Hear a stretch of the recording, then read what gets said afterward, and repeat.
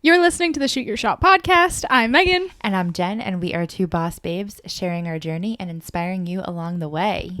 I am a wedding photographer and videographer, and Jen is a mobile bartender. And today we are talking about pricing yourself as a small business owner, all of the things that go into it, what you should be thinking about, and discovering what your value is and what you think you should charge. Yes, I'm so excited for today because I feel like a lot of people are going to need this topic, and I need this topic. Save it, yes. I'm excited to hear what you're going to say because this is excited. an episode that if we, like, I would listen to this if it was a podcast that wasn't ours too. Oh, so totally. I'm excited to chat. So first I want to dive in and say this is our first time ever recording after 5 p.m. Yes, we always record in the morning, but just worked out this way today. Yeah, so life is crazy, and my kids are home from camp this week, and life is just crazy, but I love that we can, like, reevaluate, like, just change it up how we need to, and thank you for working with my schedule, and we can just kind of dive in. But I also want to talk about something crazy because the past, like, few weeks I've been doing a lot of self-development. And like not meditation, I haven't really meditated, but more like manifestation. I've been listening to a lot of, like, my podcasts are like, go, go, go. And I know that that's not your style, but it's like what I need right now. Yeah. One of them I'm listening to is literally called Motivation. And it's just like clips of different, like, famous motivational speakers. And they're just talking about, like, go for the thing that's on your heart. Like, go for that. You go big, go big, go big. And it's like what I need right now because I'm in, like, a business alignment, and I feel like it's going to be a whole nother episode, but I kind of wanted to just share, like, what I'm going through right now because I feel like I'm in a season where I'm like technically 3 years deep into my business, and I feel like I did my second trailer and I'm at, like, a weird phase where I'm like, what's next? Yeah. But I just launched another trailer. Like, that's what's next, Jen. But I feel like called for more. Okay. So I'm putting on the universe. I want to start doing public speaking, and I'm hiring a potential business coach. So I have a call with her today, 7:30 p.m., which is, like, past my bedtime, but it's what worked for my schedule, which is amazing. But I feel like I needed to put that out there because I feel like I'm a big component is if you, like, put it into the universe, it'll happen. So I'm putting it on this podcast, whatever day we're in August. And I feel like my journey is going to go into public speaking. And it's so funny because we're going away the last week of August, like the 21st, before the last week. I'm taking my son on a mom and son little vacation because he's starting kindergarten. And I'm like, oh my God, I'm not going to get, like, every day with you again, which I'm so excited. I know it's going to be a big change. But so we're doing 4 days, just him and I. We're going to visit my aunt in Chicago. But I got a direct message on someone who wanted me to be a speaker at their event. And I'm going to be away, which I'm so bummed about. Yeah, so bummed because it was an amazing opportunity. But I'm like, this is the sign that I wanted, that I needed, that I need to do this. Was that the spark for you that, like, made you start thinking about it? Or was this something that you thought about? No, I was already thinking about it. Wow. Okay. Yeah, that's a sign from the universe. Ooh. Right. I was like, oh my God, this is it. And I told the girl, I was like, I'm so bummed. It was literally a podcast episode we had. It was 9 to 5, like, how to start your side hustle, put it into a full time. I'm like, that would have been so perfect for me. Like, it would have been such a great, like, I would have done well because it's such a topic that I'm so passionate and I lived through. But I'm so bummed I'm not going to be here. But I said to her, I was like, I just have to tell you, you have no idea what your message meant to me because I wanted to get more into public speaking, and you asking me, like, she doesn't know me. Like, I think she said we worked together one time, so I have to figure out where we worked. But she doesn't really know me, so it was just such a sign. So anyway. Wow. Yeah, I had to get that out there. Oh my gosh. So what's your dream? Like conferences and things like that? I want to host my own. You're coming, so you're going to be my photographer. I'm going to be able to hire you just to be my own personal photographer one day, even though I know I'll be what personal you do. assistant too. Yeah, exactly. I'll answer all your messages. Yeah. Oh my God. So big things coming down the pipeline one day. Wow, but had to put that out there. It has nothing to do with our episode today, but I just felt like I needed to put it out in the universe. Well, it has to do with the podcast though, because this is amazing practice for that. Because this is a way to, like, as I'm stumbling over my words, this is a way for us to practice not stumbling over our words and get rid of the ums and ers and, whatevers. So Wow. Yeah, I'm excited. Oh my gosh. That's exciting. Yes. Okay, so I'm going to kick us off. All right. So today's topic is how to price your small business. Some of the things we're kind of going to talk about, going to go over is really like how to price your business. You know, what do you need to take in consideration to make a profit? And, you know, do you have a service or a product and what it should really be priced at? So I'll kind of kick it off with where I started in my business when I was looking at pricing. I think as a new business owner, this is a topic that nobody knows anything about because it's the first time you're doing this, and that's okay. Like, it's okay not to know what your pricing should be. That's why you're going to learn what your pricing should be.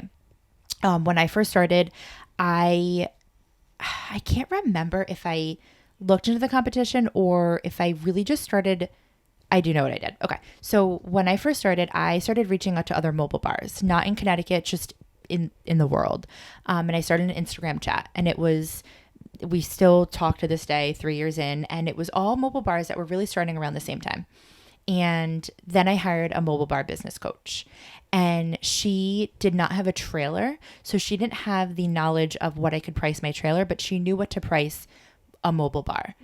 So that was really, really helpful for me. So I definitely recommend, if you're just starting, hire someone who's been doing it, whether it's a coach in your specific field or a business coach in general. But I think someone in your specific field will give you more of like the knowledge on what they price their business as. So, you know, as I'm a mobile bar coach now, I tell people what I price my business. And of course, here in Connecticut, we're in Fairfield County. We're a little more higher end in our prices than someone who is in, you know, I don't want to say that with like being a brat and bragging, being like, oh, we live in Fairfield County, but No, do you know what I'm saying? Different states have different costs of Exactly. living. So Cost like of out in the living. Midwest or something, Thank you. weddings do tend to be cheaper than here. Yes. Yeah. Like, it's a lot of money for me to afford my house. So Yeah. we can charge more because the cost of living is so much higher. Yeah. So I think it's important when I tell my mobile bar, you know, who's someone that I'm coaching, you know, if you're in Florida, if you're in, you know, Ohio, if you're in Texas, your pricing may be different than mine, but this is where I price my business. So they have kind of an idea of where to start. Do you want to talk about how you like started your pricing? I honestly don't feel quite qualified to be Okay. doing this episode in general, but but I think there's a lot to think. There's a lot to think about. Yeah, though. and I think take that back because a lot of people are 3 years behind you right now. So like Yeah. you have to remind yourself that you are qualified. And we do have like a great list of notes of things to think about, but every business is different, every person is different, every state and location is different, like we just said. So what we're going to be talking about today, yes, I might be feeling a little unsure on my prices or something like that, but just the knowledge in you know how I set them today, will be helpful for somebody that is 3 years less experienced than I am. So yes, absolutely. But for me, when I began, I was doing a lot of free sessions, a lot of free shoots, family sessions, stuff like that. And just to build my portfolio was taking everything that I could until one person gave me $50. So then I started charging $50.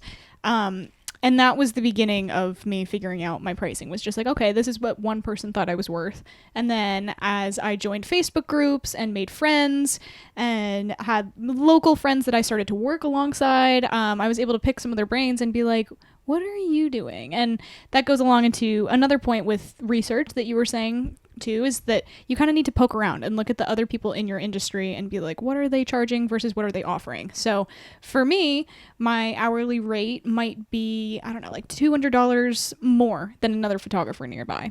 But with that, you need to think about what are they offering and what quality and quantity of services are they offering that I may or may not be offering as well. So for my wedding videos, let's say, like I do a highlight video and a ceremony video and a speech video. They're getting 3 deliverable products for my hourly rate. And so if my rate is the same as somebody else who only delivers the highlight, I'm giving them more than what that other person might be giving them. So that's something to take into consideration. But to go back, I guess, to what you were asking me with how did I figure out my pricing, I just took it one day at a time. You know, I didn't look at my business and say, what am I worth right now? It was kind of a slow burn where I charged $50 and then I was like, okay, I feel confident. And then I charged 100 and I was like, okay, I feel confident, charged 200 and just slowly, little by little, raised my prices until I felt like I was comfortable. And now I'm at a place where I feel like I'm comfortable. But with weddings, which is exclusively what I do, the pricing that I have and people that are booking me right now are booking me for 2024 or for, you know, if you're watching this next year, 2025, you know, that's the cycle. People book like 6 months to a year or more in advance of their weddings and events. So my pricing today is more reflective of the quality of work and experience that I'm going to have next year. So that's something to think about too. But that kind of just relates to weddings, I think. And I think that that's what you have to understand when you're first starting is your pricing is going to change. You have to feel confident in your own business in order to feel confident in your pricing. So for me, when I first started, I was doing, it was so funny. I look back and it's funny because same with you. So I booked for the future. So I was doing some events where I had already found my pricing, but I still had events that I booked from the year prior. And I was like, they're getting such a steal. Like, I can't believe I even thought that was pricing, but that was the pricing that I was confident in at that time. So when you are starting, your prices are going to be what you feel that they're, you know, achievable for you to start your business. I guess we'll put it there. So what I did is I did a rental for the trailer, and I still do this today. And then when I first started, I was doing a price for specialty drinks per person. Then I was doing a price for like the supplies at a per person.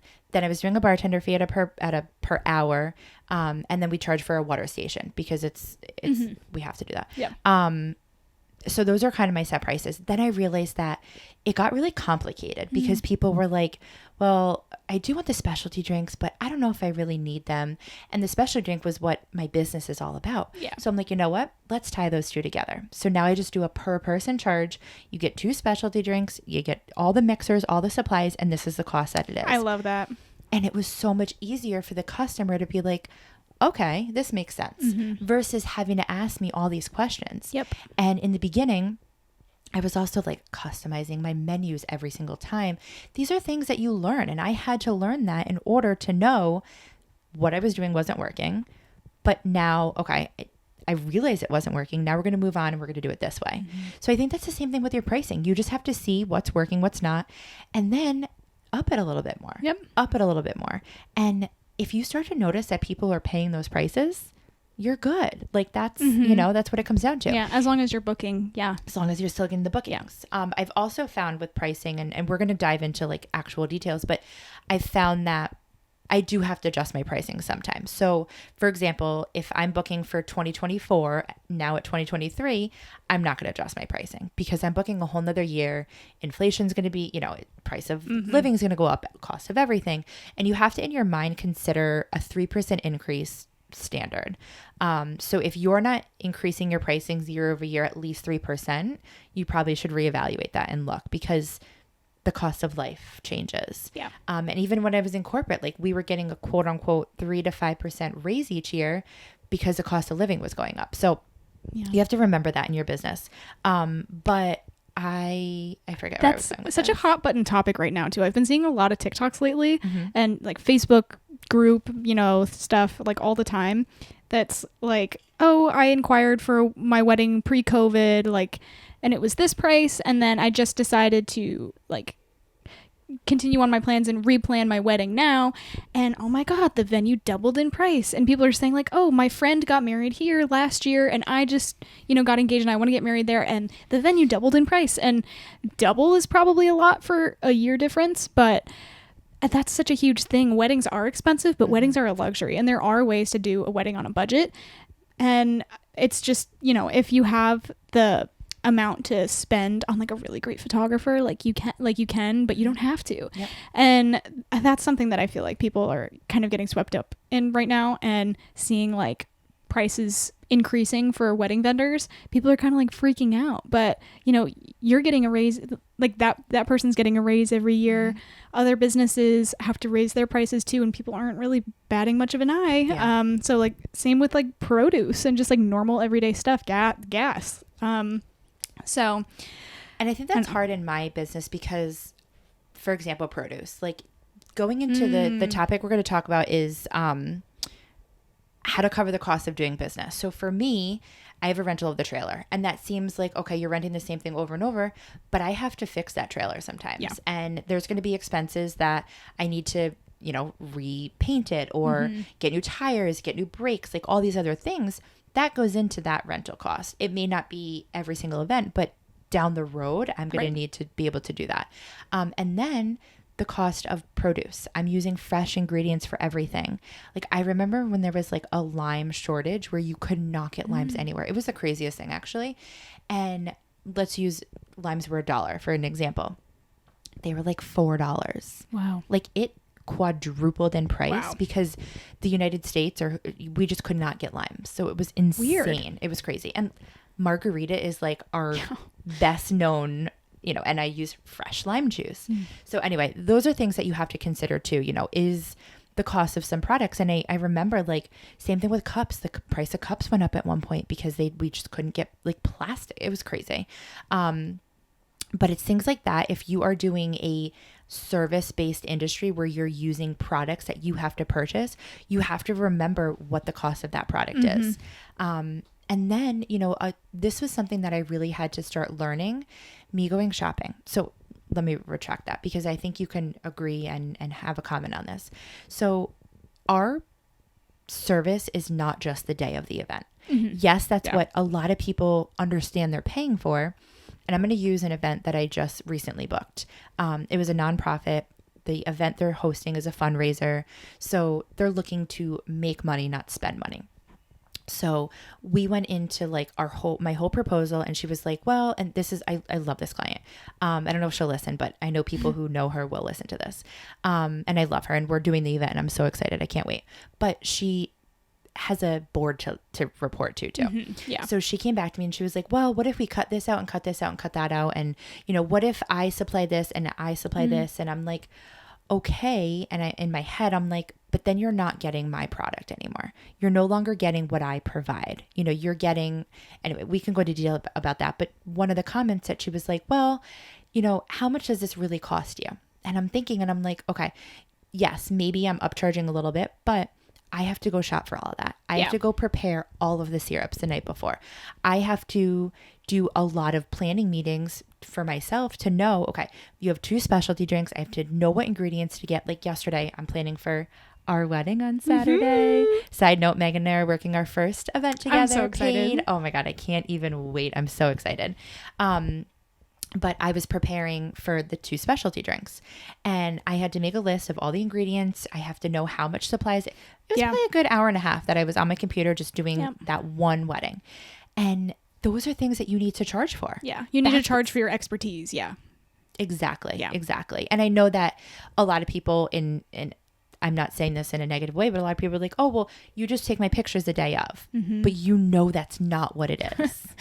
Yeah. It's a lot of planning beforehand, just like you, like working at the computer and going through the timeline and working with second shooters, communicating, finding people to work for you, and then editing it after and exporting it for an hour or two, delivering it, mailing a USB, like getting a customized USB mailed to me, like nuts. Crazy. I heard recently on another podcast, and it was like, make your goal. And I am not the one. I'm the worst with finance. Also, by the way, this. If you've listened to this for a little while now, you know that Jen is not the best with money, finances, things like that. But I'm getting better.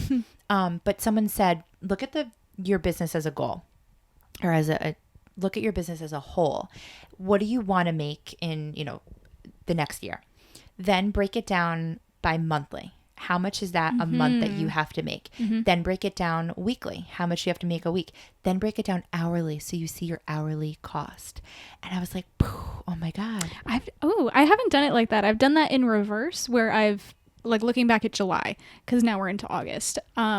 I've gone through my QuickBooks to be like, oh, what was my profit in July versus what was my expenses in July, and then divide that by 4 and then divide that by 40 for hours, and then I'm able to see that. But I haven't done that with the costs. I've only done that with my income, so that's interesting. And they even said just like your cost of life in general too, like your groceries, like add all of that and then think about how many hours do you want to work a week.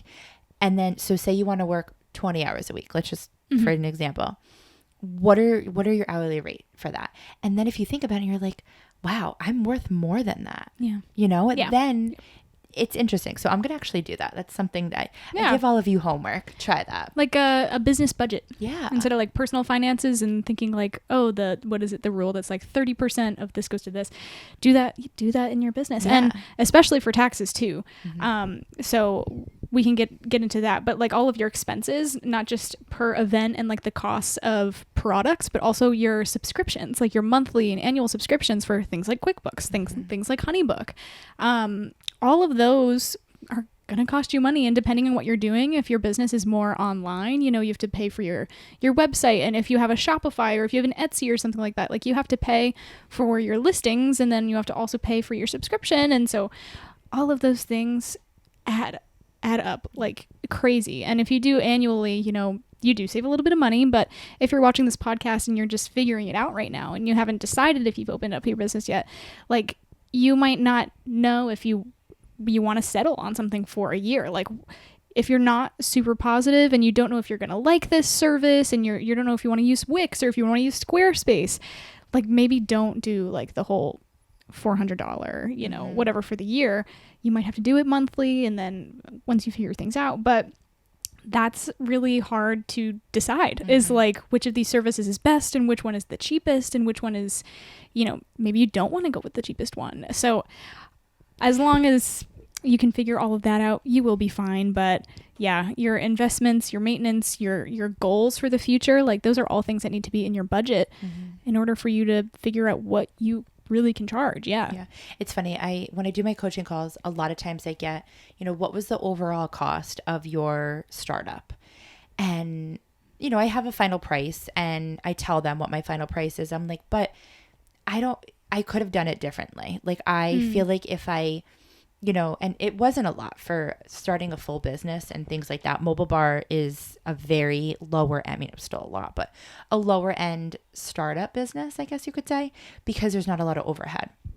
So if you're opening a bar or a restaurant, you have a lot more overhead than I do. Like you have to keep lights on all the time. Yeah. Like I don't have to do that. I actually have battery operated lights in my trailer.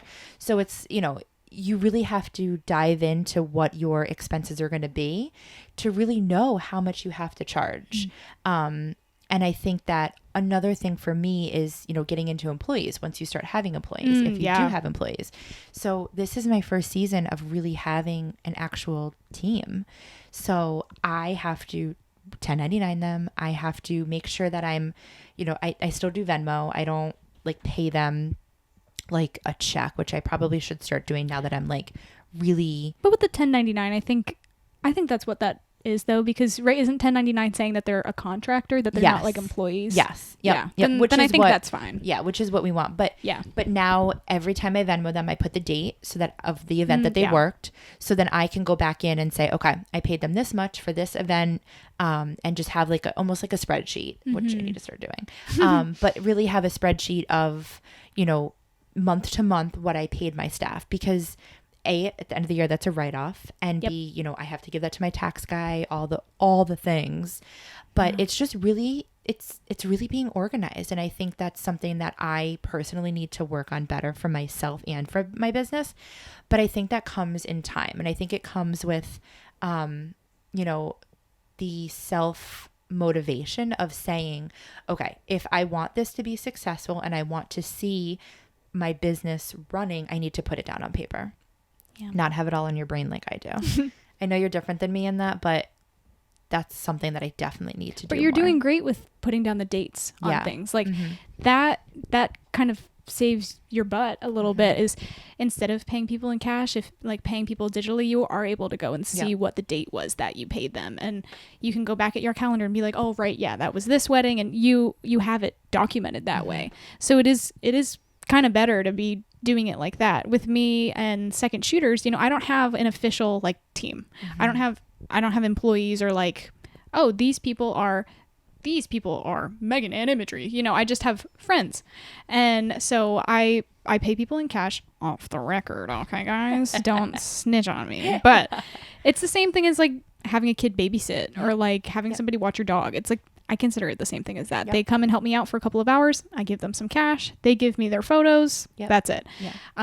So maybe moving forward, I mean, who knows? I kind of like being personable and like more one-on-one and like I am my business and nobody else is like representing me. I do kind of like it the way that it is, but you're so right that like if you want your business to grow, you do have to let go and you do have to, you know, have more expenses because the more people you have to pay, the more expenses you're going to have, but then you're able to have more weddings with the more people that are going to help you. So you have to spend money to make money. And that goes the same for investments. Like I've had a lot of investments recently because I've expanded into video. So I've had to buy a lot of microphones and another camera body and more lenses and adapters and batteries and all of this stuff. So that's something to take into consideration too, is that as your business grows, the better equipment you're going to have and the more, you know, the more your business is going to cost, you know, the more money you make, the more money you're going to spend too. 100%. So it's a tough one. It's funny because I'm now making a lot more than I was making in my corporate career. And I'm like, I still don't have, I mean, I have more money than I did then, but you're right. You spend more. Yeah. Well, because you're going to the grocery store double the amount because you have double the amount of weddings. Yep. So yeah, being able to cover your butt and like be able to have each wedding pay for those grocery trips is so valuable. And it's the same with my photography. It's a little bit different because I don't really have a cost per event, but you know, I have to replace my SD cards. I have to replace my hard drives when they get full.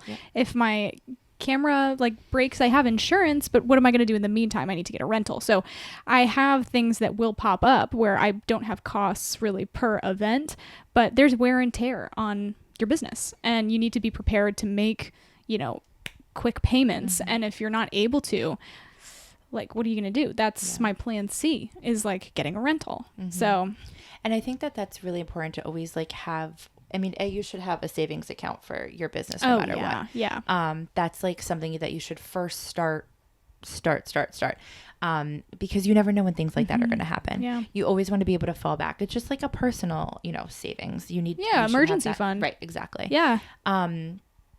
Okay, so the next one we're going to get into very briefly because I think we'll have a whole episode on tax season once it gets a little bit closer. Yes. Maybe we'll have someone come on and that would be great. Yeah, because tax preparer or accountant or somebody. Yeah. But they do say that you should save 30% for taxes and you know, you just want to be doing the right thing tax wise. Yeah. And everything. I told Meghan everything's a write-off. Everything's a write-off. If you don't think it's a write-off, it's probably a write-off. But that's something that I also had to learn. Like, you know, in business, if you're talking about something with your business and you're doing work, I consider it a write-off. I don't know. I'm not a tax person, but it is. I mean, if like even like I'll meet photographer friends for coffee and like exchange SD cards with them and things like that. And if I'm going to get coffee while I'm there, because I'm working my business. You know, I'm technically networking at that time. So, but yeah, you opened up my eyes to that because that was not something that I really knew. I do have a tax accountant and he prepares my taxes, but that's basically it. You know, I do my QuickBooks, I do my bookkeeping. I just print him out the report and like tell him how many miles I drove. And, you know, I put things into categories for him to be able to write them off.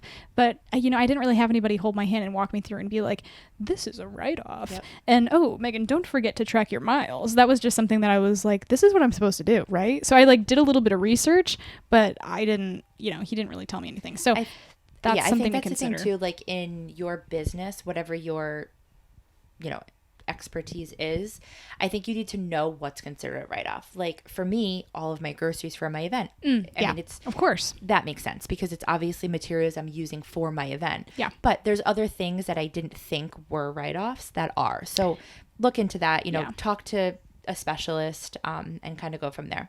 Yeah. The next one I'm actually really excited about. You know how I love competition. What are other businesses in your field charging? So that's kind of something that we want to dive into. I want to start with the first thing. So there's two things I want to talk about actually. When I was in corporate, we had what we would call a shop call. And I think I talked about this before, but basically what was done was corporate would call all the different hotels in the area and get the same package. So it was, I'm going to use an easy example, 100-person wedding, 5 hours, full open bar, like the basic, what is your basic wedding package? And they would compile everything, and it would be like, they would compare it to our hotel. And it was so interesting to see, like we were a higher end hotel. So we were always on the higher end, which was okay because we could provide that service of being higher end. Yeah. Yeah. But it was so interesting to see because they got everything of what they were, back to your point of, you being a videographer, you're giving them 3 videos versus someone who's giving them 1. If you guys are the same price, you have way more power over that person because you're providing more for the same value. But I think it's really hard if you don't know what your competition is doing to know why you're more valuable. If it's not apples to apples, right, or, you have to explain why it's not. Yeah. So, and that also comes into, why I feel that why I know I can charge more than a mobile bar that's just starting, because I have 3 seasons under my belt now. And not saying I'm an expert by any means, but I've learned lessons and I've learned things. So that's the first thing. The second thing is, don't do this. I had another mobile bar email me, and Google saves your name. And she emailed me from, I don't know if it was her like personal email address or what it was, but she emailed me like a fake customer. And not only did she just email me being a fake customer, but she emailed me, then wanted a proposal, then wanted a contract. Like went through the whole phase of my whole business. Lack of a better word, wasted my time because I thought she was booking with me. I probably I think I actually did almost turn away another customer because I thought this was when I only had one trailer. Wow, yeah. Because I thought this potential person was booking, like they were asking for a contract. And I found out that it was another mobile bar in the area. She was just looking for my pricing. Yeah. So I called her out on it. We ended up like becoming friends later. I actually now refer her business because she may listen to this. So sorry if you're listening to this. I'm just using an example. But I now refer her business. She's based out of New York. I don't do New York. She will do some of Connecticut, but I give her a lot of New York business. But don't do that. Have a conversation with me. Well, hire me as a coach. Yeah, because we're at a different stage than like the high-end hotels where we're like the shop calls where if you're pretending to be a potential client, like they kind of expect that. That's the routine, and that is a business. Like your name as the saleswoman was not tied really to the Hyatt. Yes. And us now, like we are a one-man band, and for somebody to reach out to you and be like, hey, I'm going to get married and I'm wondering what your prices are. Please send me your contract, because she probably wanted to copy and paste it. Yes. And she could have just messaged you and just been like, hey, I'm starting out. I have, some questions. I'm fine with that. I've had people do that to me where they're like, oh, can I see your contract? Like I'm like rewriting mine and I want to know what clauses I'm missing, and we will send each other's and make them both better. Yes. And that could have been an opportunity for, a little bit of a networking opportunity. Yep. And she might have had something that could have helped you. The moral of that story is, don't have to do shady. that. Yeah. But I just realized I kind of contradicted myself, and I'm glad you tied that in a bow because yes, it's different. It's so different. Yeah. It's so different. So I'm glad that you tied that up for me. Thank you. Yeah. That was she was probably just nervous. Oh, so totally. Don't and I be don't think scared. she meant Reach any out harm. to people. Yeah. Yeah. 100%. I don't think she meant harm by it. Yeah. And like I said, I now refer her business, which we could have eliminated. But I think it is important to know what Yep. I talk to my Connecticut mobile bars. We want to be around the same price. And again, we're not going to be exactly the same. We all offer different things, but you don't want my prices to be $2,000 and someone else's be $500. That $500 person looks like they have no clue what they're doing. Yeah. And then I look like I'm so overqualified, and like, am I giving them diamonds in my cocktails? Like, so you kind of want to know, you want to be around the similar price as your competition is what I'm getting at. Yeah. But it is good to shop around, and the people that do have them readily available on their website, like then you don't even have to submit anything and go through like a fake proposal, and do that kind of thing. But just, reach out to people, be like, hey, sorry if this is weird. If you're not comfortable, don't worry. But like, what are your prices? I'm trying to like reevaluate my business. Yeah. And that's a conversation that a lot of people would be open to having. So yeah, it is an opportunity to make a friend, but also like based on your area, like it's awesome. Like you said, I think you mentioned that you were looking into mobile bars like around the nation, around the US. Yep. But looking in your specific area, like your neighboring towns is huge, unless you're like going to be doing travel, or if your product is like not a service and you're doing candles or like cards or something like that. And I think a way to spin it is to, and I did this and now I have this done to me, where it's the direct message of, hey, can I pick your brain? And at first I was the one doing that. And I was like, I thought no harm by it. I thought I was like, and it wasn't in Connecticut. It was like all over. And a lot of them just didn't respond to me. And I'm like, this is weird. Why aren't they responding? And now I get it all the time. Hey, can I pick your brain? And now I say, sure, these are my consulting fees. I would love to help you, but I realize that my time is valuable. Yeah. And I love coaching and I love being able to help other people. But if I was doing it for free, I don't think I would give them as much value. Yeah. Because I'd be like, I'm not getting value out of this. And I know that sounds like, I don't know the word I'm looking for. It sounds like I'm being a brat, I guess. But the more your business grows, the less time you do have. And that your time too is money at a point. But I just feel that if I'm doing something for free, I don't feel the value in it for me personally. So I'm not going to give you 100% of me because I'm not, do you know what I mean? Like that's kind of where I've come at in my business. And I feel like if you're charging me a fee, then I need to give you all of me. And I'm going to give you all of me at that point. Yeah. I don't know. Maybe that sounds like, I don't know. Does that sound bitchy? Maybe that sounds bitchy. Well, I'm thinking about offering consulting services or like mentorships pretty soon. But I think your full-blown consultation is different than just a friend reaching out and being like, hey, quick question. Because one thing can be a quick question. And another thing would be like, tell me about your prices and your contract and you're this and you're this and you're this. Like at that point, you are a free coach. So I'm happy to like help friends. And if somebody messages me and they're just like, hey, real quick, like I can't have my gallery delivery service like do high res. What's up with that? That's a quick question. But for somebody to be like, hey, Megan, what's your entire process? Like that's where I was totally different. Yeah. 100%. Okay. No, I agree with you. I talk to other mobile bars literally every single day. And I think that's where I've realized my value because I put so much of myself out there for those little questions, which I love and it fills me up and it brings me so much joy.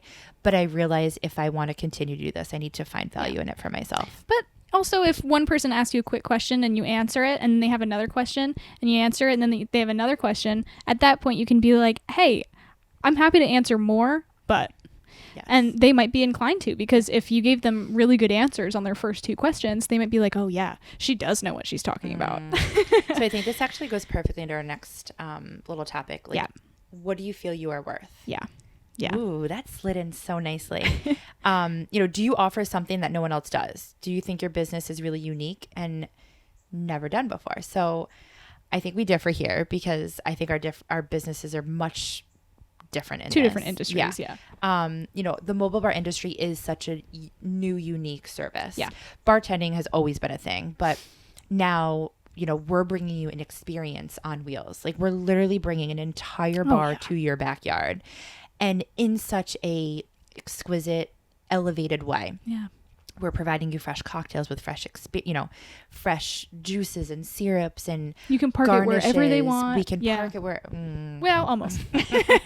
Don't tell anybody that. No, I'm kidding. But yeah, it's a whole different. They don't have to come to level. you. Yeah. But that took time for me to even have that little pitch that I just said right there because I thought the same thing. I'm like, in my head, how dare I charge what I charge for just bartending? But I'm not just a bartender, and I had to realize that. I had to realize that I'm also not a mixologist. Like I would not consider myself that. I consider myself bringing you a really fun and unique experience. And if you can't afford that, that's fine. We can look at other ways on how we can work with you. Mm-hmm. And then I also realized that not everybody is my customer. Yeah. I'm not my own customer. I say that all the time. And that's okay because there's a lot of things I can't afford, but they're charging what they're charging for it. Can't afford a Louis Vuitton, but and depends on where you live too. Like we were just mentioning, like we live in a very expensive area, and it kind of goes 50-50 with like, because it's an expensive area, a lot of people can't afford our prices. But then there's the other 50% that live in like Greenwich, Westport, or like along the coast where they have more money and their families have more money. And at that point, like maybe mom and dad are paying for the wedding. So everybody's family dynamic is so different. And depending on where you live, like you're going to have people that can afford your prices and people that can't in the same area. Yeah. So it is really like a hard place to fit into. But yeah, then having friends and knowing people that are starting out and becoming actually friends with them and be able to refer them business, that's a good customer experience that you're doing without them even booking you. Yeah. And also something, and I know you can attest to this, is, okay, maybe you can't afford me on a Saturday night, but we can do a Friday, we can do a Sunday. We could do, there's weddings on Mondays and Tuesdays now. It's wild. But I think like that's the conversation as the expert. You have to go and say, okay, here are my prices. And they come back and they say, okay, well, we can't afford that. And it's like, identify their budget. Is it a couple $100s that they can't afford? Is it a couple thousand they can't afford? Find out really what their budget is and what they're looking to spend. And then one of the questions on my intake form is, what's your budget? And not everyone does it. Some put NA, which is fine, but some do put the budget and it's right in line with where my pricing is. So I feel so much more confident sending them my quote because I know that I'm in their budget. And if what they put in there is under what I charge, I still send them my pricing. Yep. And then if I don't get a response or they say it's a little too high, I'm like, okay, how can I work with you? What are you looking to spend? And then it's the whole, okay, maybe we cut back the number of hours we're going to be. Same thing that you do with yours. Yep.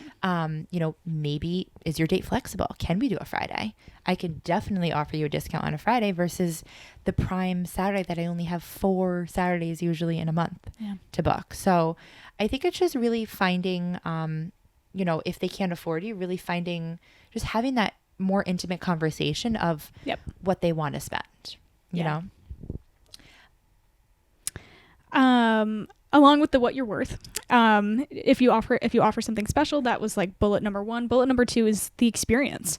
You have to have them pay for the experience and the expertise you have in your past experiences too, because each wedding and event that you do, you get better and better at it. And you're putting on a show almost as a bartender, as a photographer too. Like I have to be very extroverted. And so each time I shoot, I do like pick up something new and I'm like, oh, the groomsmen responded to this really well. I'm going to do that again. So having all of those experiences in your back pocket is going to make you better each time you do it. And so your prices need to account for that as well, because me walking into a wedding on Saturday, I am a lot more experienced than I was the day that I booked them. And so my prices back then when they booked with me, the amount that they paid me is for my experience that I've had since them booking too. So that's just like such a hard thing to wrap your head around. But your prices are not just only your cost of doing business, your subscriptions and taxes, and not just, your per event charge and what goes into it and your supplies and everything, but also your experience and you as a person and all of the work that you put into it.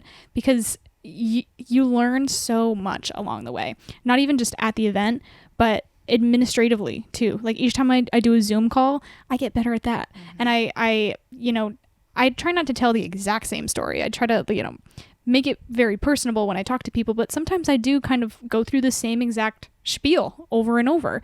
And if people are asking me the same questions over and over, that's a question that I'll just answer off the bat next time. So that's something else too, is that you get better at selling yourself and telling people what they need to know. And that's just going to make people feel so much better with booking you, and they're going to have all of the facts right away. So I think one like interesting example is, yes, we have the 2 specialty drinks at most of our events, but a lot of times we get, oh, can you just make me something fun? And I had very interesting bartending experience. I worked at all the clubs in New Haven, Connecticut in college, were like a vodka cranberry, or as some people used to call it, a cranberry vodka, which I cringe. If you ever ordered it that way, don't ever do it again. And you're just getting into the bar season, so don't ever order a cranberry vodka. Okay. You'll learn one day. Okay. But, I was not used to making like a delicious, not too sweet, not too sour drink that somebody can actually enjoy versus someone just getting drunk off of a drink. So now I can literally come up with 7 different drinks off of the ingredients that we have off the top of my head and be like, okay, I can do this, I can do that, I can do this. And that's a whole level of different experience. And me being like, I can give you a vodka soda if you want. Like, how does that reflect in someone versus me being like, okay, do you want something sweet? Do you want something a little more like bitter? Like, what are you thinking? And then when they say, yeah, I want something sweet, I'm like, okay, I have the perfect thing. And they sip it and they look at you and they're like, wow, that's so good. And I can attest, your drinks are really good. And yes, I am new to like the drink world. I just turned 22, so I guess, whatever. But yeah, I'm not huge into bubbles and I'm not huge into this. Like my tastes are very picky. I eat like I'm 5. So I've liked every drink you've served me. So just going to say 5-star review. I love Book you. Jen. But I think that goes with, the level of experience because when I first started, to be honest, I wasn't a bartender. Like I had a little bit of experience, but again, it was not anything that we have today of the level that I feel confident in. But my other bartenders helped me with that too. Yeah. I hired the right girls who were like, oh, I think this would be good. I could hear them serving, the customers. And I learned from them, to be honest, which sounds crazy because I'm like the quote unquote business owner, but you can't do everything. That's good too, though, because you probably will have to outsource as you grow and like have employees or have people help you out. So with photography, it's more like outsourcing, I feel like, than like people actually physically working but I feel with like you. You learn from second shooting with people. Absolutely. Absolutely. Yeah. And I think it's good to surround yourself with people that you can learn from, not just people that can learn from you. So like a great example is on Saturday, the wedding that we have together is a photo video wedding. I'm doing both photo and video for that. So you'll get photos and videos of the bar. Oh my gosh. But like I can't do all of that by myself. And so I have a girl coming with me that has done video with me before.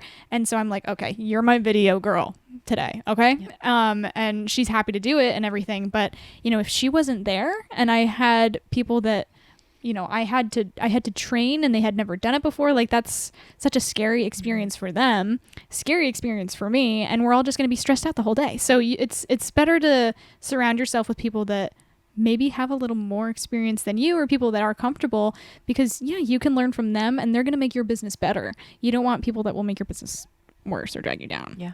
So. Totally. Yeah. And then just like going into the quality of your product, like my business motto is fresh ingredients. If I'm not using fresh ingredients, I shouldn't be charging what I'm charging, but I can charge what I'm charging because I am using fresh lime juice. I am using fresh juices. I am creating these syrups with like different spices and different, to really make that cocktail experience a level up from everything. So I think that also goes into when you're thinking of your pricing. I'm just going to use my bar as an example. Are you providing a vodka soda or are you providing a lavender lemonade with fresh lemonade juice with lavender garnishes and edible flowers? And, like that's the vision that you want to portray to people because you're a luxury service. So you need to show that, I guess. And your clients going and shopping for the alcohol, like that's the only thing that they have to worry about. They don't have to worry about getting like, they're not getting a grocery store margarita mix. Like you are doing your thing and that is the quality and the service that you're providing. So you're like a big kind of like DIY and like drink kit. You know how you can buy like those drink kits for like Christmas, like those shot things where like it's just like the mixes and then you just have to buy the alcohol. It's literally, it's kind of like that, but that's so fun. And like you have to tagline it with like a thing that makes you unique and like a thing that you pride yourself on. And the fresh ingredients is a huge thing. Why would you want to hire a bar that isn't using fresh ingredients? Like I think it's good that you say that out loud. And that's like the thing, So that's where I was getting at this. So I just went to a free like training, I guess you could call it, and highly recommend like look in your area, tap into different trainings you can go to. I know a lot of things are virtual, but I think getting in the room is so much better. But I saw this girl at an event, a Business Socialistas event that I went to. She was a speaker there and I ended up following her on social media, and she posted that she was going to be at this co-op working place. And I went and she asked me what my business was, and she asked me, it was your 5-second elevator pitch. So, how are you securing that customer in 5 seconds? And it's similar to social media. You have like, I think it's like 3 seconds or less than 3 to like capture that the video to them. But she asked me to give mine. And I said, we create I forget what I said. Of course, I was a little nervous, but I said something along the lines of, we bring an experience to you. And I don't think I used the word experience, actually. I used something else. And she came back as the expert and was like, well, as a customer, she's like, because I love hosting events in my yard. And this was literally her saying this. And she's like, I need you to sell to me I didn't use experience, because she's like, I want you to sell to me what the experience is going to be like of you being in my backyard. And I talk about this all the time in my head, but I don't always tell my customers this, because I feel like I'm saying it over and over and over again, but I'm not saying it to someone who's never seen my business, never heard about my business, and never booked me before. So I have to literally tell them what they're going to get. So I think it's so important when you're first, sharing your prices with someone, like, tell them what they're going to experience by booking you. You have to remember that that's day one for them. And even though it's day like 3,000 for you, they don't know anything about you. So you have to give them like the very basic first day spiel, even though you feel like you've said it 1,000 times. Yeah. And things will slip out of your head. Yeah. Cause you're going to feel like, oh, I've said this before. Like, I feel like I'm oversharing. Like, I feel like that a lot, where I'm like, I feel like I've already said something, and then I'm like, oh wait, I forgot I didn't say that. And that's where my pricing guide comes in too. I made a PDF of like all of my information about second shooters and about my hourly rate and how to make a timeline, and just like helpful tips and information about my business and what I provide and what services I offer. And when people inquire with me, I send them like an email message that's like, here's what I offer. But then I also attach that document, like, just in case there's something that I forget to tell them, and then we get on the Zoom, it answers a lot of their questions beforehand too. So I love that. That's I love that. A quick tip. So I think we're going to wrap it up with the last one is, what do you want your life to look like? Starting a new business is never easy. It's actually wild and crazy, and it's a insane journey. And I can't believe we're 3 seasons in. I know. Which just sounds crazy even saying, because feels like yesterday. It does. It literally feels like Meghan and I met yesterday. Yeah. And we met 3 years ago. Like, I just turned 22. I feel like that's like a very young thing to say. Be like, I feel like I'm 18. Isn't that a Taylor but Swift I song? Literally feel like I'm 18. I like time flew by so I still think I'm freaking like 28. Fast. But honestly, where do you want your business to go? And if again, going back to another mobile bar coach that I have worked with before, and she said, this is specific to the mobile bar industry, but okay, it's like a known fact in the mobile bar business, if you don't reach 6 figures within your 18 months of doing business in this industry, you're probably going to sell your business. And she has a lot of experience to be able to say that. And now I'm seeing it. I'm seeing these new bars come in, I'm seeing them not reach the level of potential that they thought they were going to reach, and selling their business, which is fine. If you realize something is not for you, then that's fine. But did you put your all into it for those 18 months? Did you work your behind off, which we did? We still do. But in the beginning, we worked way harder, way harder, because we were building this business. And that's what you need to charge for. And you will learn your value. You will learn what your business is worth. It may take a little bit of time, but if you're not charging a little bit more than you think you're worth in the beginning, I think you're doing yourself a disservice, because you're worth way more than $50. Yeah. You know that. Yeah. But it took you to realize that. And I knew that then too, but you're scared of everything in the beginning. Like, you don't want to overcharge, you don't want to mess things up. You want people to work with you, and you want to take every opportunity that you can, and you actively seek out opportunities. You work really hard. You work your butt off to make it happen. But you need to realize that it needs to pay off. And if you're only charging $50, it's not going to pay off. No. And yes, it needs to light you up, and you need to be passionate about it, and you need to want to work your butt off. But if you don't have that drive and you don't want to work your butt off, it's not going to work out. No, it's not. So, because you're not going to be happy. Yeah. You need to be happy, and you need to be confident in what you're doing, and giving the spiel about your pricing to your potential clients and all of that. You need to really be confident and be able to back yourself with what you're saying. So I remember, one of the first couples that inquired with me in that very first year, and they were booking for, I think, 2021. This is crazy to be talking about. I'm like, know. I can't even remember when that was. That's wild. But I think their wedding was in, I think they booked actually in 2021 in the spring or something like that. I think they found me on like the Knot too, which is like where people shop around also. So preface that with saying that. But I was on the phone with them and I was including engagement sessions, and they were like, oh, we don't want the engagement session. Like, can you take off a discount for this? And can you take a discount off because we don't need this and we don't need this? And they were really like battling me on my prices and trying to negotiate.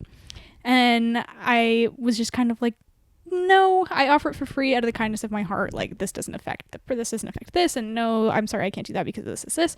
And so you have to really be confident and stand your ground. And if you feel like you can offer a discount, and if they, you want to offer them like a free hour instead of an engagement session or whatever you end up doing, you need to be able to offer that on your free will. And if they ask you for a discount, if you're okay with giving them one, sure. But if they're really battling you and like trying to negotiate, you do have to stand your ground and be confident in your pricing and be like, no, I can't afford to have a wedding that is that cheap. Because another client will come around if they don't end up booking. And if they are trying to battle you and negotiate your prices, they probably don't see the value in your business. And so you need to remind yourself that your business does have value. Don't second guess yourself so much. Set your prices and set them. They are set, and don't go backwards, only go forwards. So I'm going to go back to that example that I gave of the nonprofit really wanting to cut the costs, and not because she didn't see value in my business. A little different of an experience. It is. Yeah. But also it was a prime Saturday in September. I turned down because I had a second event booked with a second trailer, and that's good. I've now turned away 3 other events that day. That's crazy. So I had to say no. And I said to her, I said, listen, I want to do as much as I can. I donated my services. I'm not charging for me as a bartender. I did a lot of other things, but she still needed more. And I was like, you know what? I really want to be a part of this. I love what you do. I love the whole concept of your, industry or business, whatever. Nonprofit. Thank you. Yeah. And I was like, but I'm not going to enjoy, in my head, I'm like, I'm not going to enjoy the night if I know that I gave away my business and lost so much other potential business. Again, I did a lot of favors, and she knows that and she understands that, but I wouldn't have enjoyed. Just like another thing that I don't do now is I don't travel more than an hour and 15 minutes because I was so stressed out at those events. And then I was coming home and getting home so late at night, being so exhausted the next day. And I'm like, I'm not enjoying this. I'm getting burnt out. It's really tough to figure out, but there are some decisions in your business you have to make that you cannot be emotional with. Yeah. And with what you're saying, we get like, I know I'm going to be stressed out if I do this. And this is something I need to work on too. So I'm not going to say I'm an expert because I'm not. But booking yourself back to back 24/7. Oh, like you did this year? Like I'm doing this year. But you need, it's a learning experience. And so that's why I'm able to say this is that I, didn't have the best experience shooting those. And I want people to get me at my all and at my 100% effort and everything. But if I'm working myself so hard that I'm exhausted and I'm not looking forward to things, the quality in my work is going to show. I might not be capturing as many moments for them than I did the person the day before. And it's just because I'm physically tired. Exhausted. Like they shouldn't have to experience that. So to combat that, you need to raise your prices and then only work one of those unless you have associate shooters or a second trailer or like other ways to make that up and still have your business give the 100%. It's very hard, but it is. But I think you will figure it out along the way. So to wrap it up, I highly recommend hiring some type of business coach when you first start. I think that was the best thing that I could have done for my business for 2 reasons. One, it gave me the satisfaction of knowing that someone else was successful in this industry. Yeah. And it gave me that push that if she can do it, I can do it kind of thing.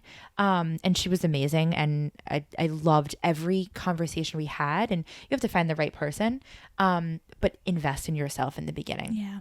That was my biggest investment. I think I only paid $600, which is so cheap for a business coach because we did like a 5-week course. Oh, wow. And we talked, I think it was once a week. But anyway, it was like a discount because she was just starting, but it was worth it. I would have paid double that for the value that I got out of it. That's great. But I think that's the first thing. I think the second thing is put your prices a little bit higher than you think they're worth, because I think that you're going to see that you're going to continue to raise them because your value is going to be more than you think. You're going to grow. You're going to grow. And it also comes with experience. Yep. It comes with me doing my first event, charging $300 and being like, excuse my language, fuck that. I will never do that again. But realizing how much work went into that one event. Yep. You can't be negative. No. I'm sure you were negative on that event. I wasn't, because it was my first one, but I got home and I was just like, did you pay yourself? Or did you just cover the cost? It didn't even cover even half of my cost. Because it was my first event. So I was buying everything for the trailer. But anyway. Oh, yeah. Yeah, it was literally my first event. But it didn't even cover half of my cost. But it took that one event for me to do with a price tag with it, because I could have done it for free. But it took that one price tag for me to realize my value. Yep. So I think that that's just so important, it's going to come in time. It's not going to happen overnight. But you really have to just believe in yourself. Yep. That's like the biggest thing. Believe in yourself.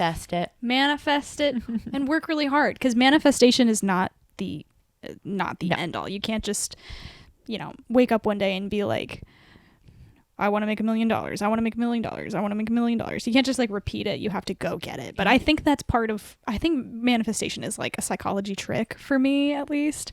I think just putting it out into the universe makes me want to get it more, and it makes me want to work harder. So just manifesting it and saying something into the universe isn't going to magically make it happen, but it is a push. Saying something out loud, writing things down, you remember things better that way, and you are more motivated. So, and have a vision board. I'm a firm believer. I love that. Yeah, firm believer.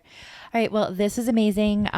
Thanks for tuning in. Don't forget about your taxes. Yes.